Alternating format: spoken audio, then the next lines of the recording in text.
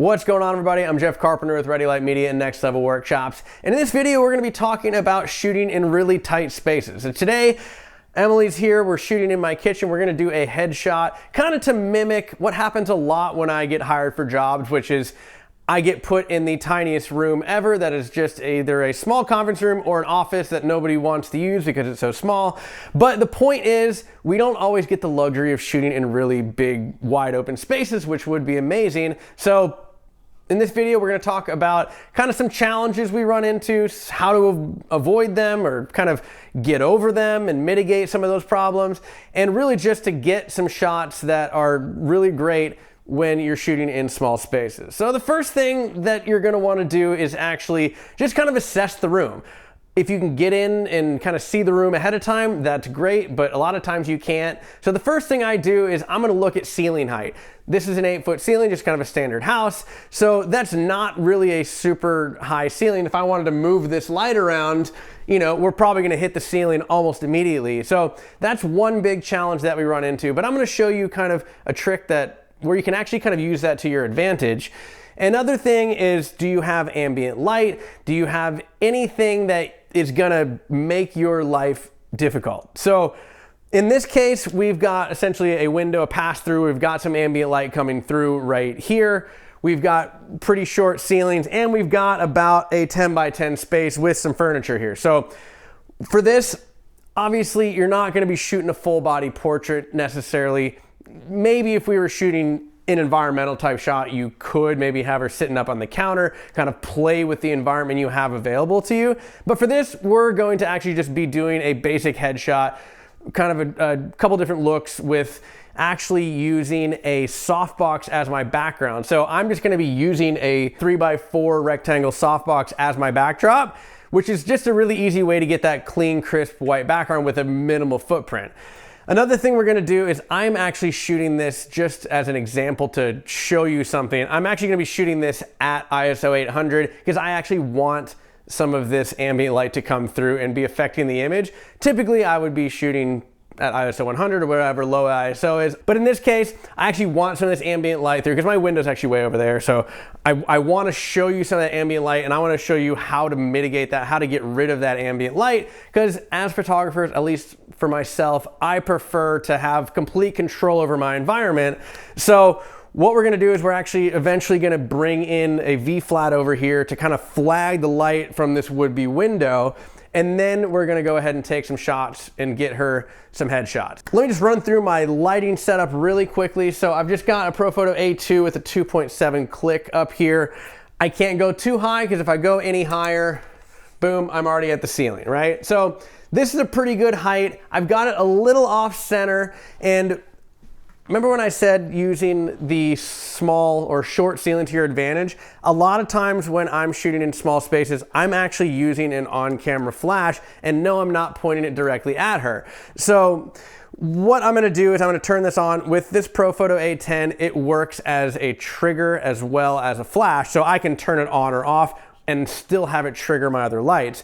As I mentioned before, I've got a strobe in the back that is going to be my background light, also kind of rim light. So that's a 3x4 softbox with a B10X. It's just a 250 watt second light. So another thing that we want to talk about too is when you are shooting in a small space, you might kind of think, oh, I should shoot wide. That actually doesn't do you any favors because it's gonna distort the surroundings that you're shooting in. It might make your subject look a little funky. So if you just shoot wide and you're like, oh, now I can come up real close, it's not a super flattering look. Another thing that shooting with a wider lens does is it basically shrinks your background. It doesn't really, but it kind of gives you the illusion that your background is shrinking. So if you shoot zoomed in, so I'll probably shoot closer to 85 to 105 for this shot, that's still gonna give me a nice headshot crop. Let me turn this light off. I wanna jump back to the ambient light here. So we've got some ambient light coming through this window here. And again, I'm shooting at ISO 800 just to demonstrate this. So what I'm gonna do is I'm gonna bring in this V-flat here. So V-flats are great. They're just kind of creating a wall. So let's say you don't have white walls in your space or a neutral color wall. By bringing in a V-flat, you're gonna get rid of any of those kind of colored reflections that you might get. And this is just white on one side, black on the other. You can use that kind of to play with the environment. So I'm gonna, still my lights are off. I'm gonna show you the difference between having that V-flat there and having it not there. The first one, there's some exposure. We know that's gonna affect the image. Now we've essentially got a completely black frame, and now I can start bringing my lights in. So the first thing I'm gonna do is just have my background light, because I wanna get that dialed in. And a lot of times if you're shooting with a softbox as your background, whoever you're photographing is usually going to stand right in front of it. So go ahead and take a step back. I told her not to earlier. So what I'm gonna do is I'm gonna take this photo where she's standing right in front. Again, just my background light is on. And we are wrapping around, it looks exposed. And the reason for that is the power is too high.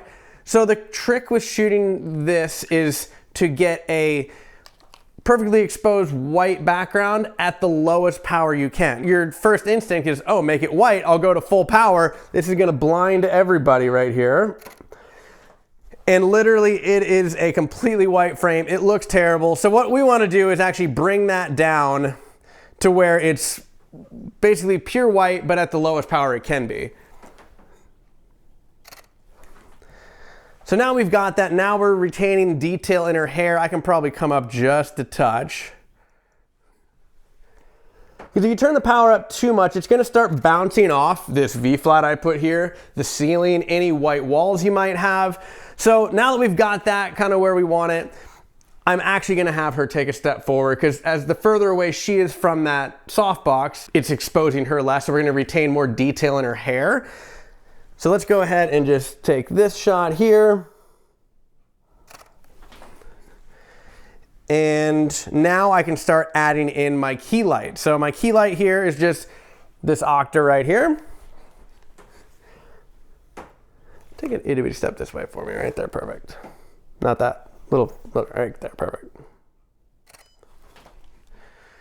So now we're starting to get some exposure on her face. It's starting to come together. It's starting to look like an actual headshot she could use. But what I'm gonna do is I'm actually going to turn on my on-camera flash, and I'm actually gonna point it up at the ceiling. Now, disclaimer, this only works if you have a white or neutral colored ceiling. Otherwise, you're gonna have a weird color cast that isn't gonna look very good. So I'm gonna turn my on-camera flash on. And what that's gonna do is that's gonna bounce off the ceiling, just kind of creating some nice ambient room fill. Both of these are good. You can kind of play with whatever you think looks better or what your client likes. I wanna show you one more thing just to kind of get another look out of this. And that is with these soft boxes, they have these edge masks, which basically have a black frame with white there. So I'm just gonna go ahead and put this up on my,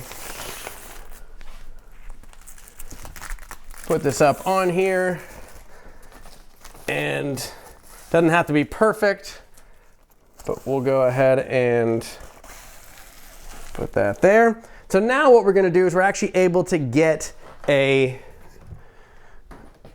black background with some edge lighting. So basically if I take a little bit of a behind the scenes kind of wide shot of this,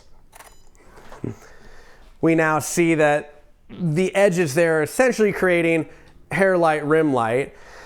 But what did I do? I covered up about 80 to 90% of that light, so I'm gonna need to turn the power of that background light up to make sure we get exposure. And what that's gonna do is it's gonna create some nice rim light around her. So I'll zoom into the proper focal length here. And now we have a nice black background headshot compared to the white. So now I can give two options to my client, and yet we shot in one of the smallest spaces I've ever shot in.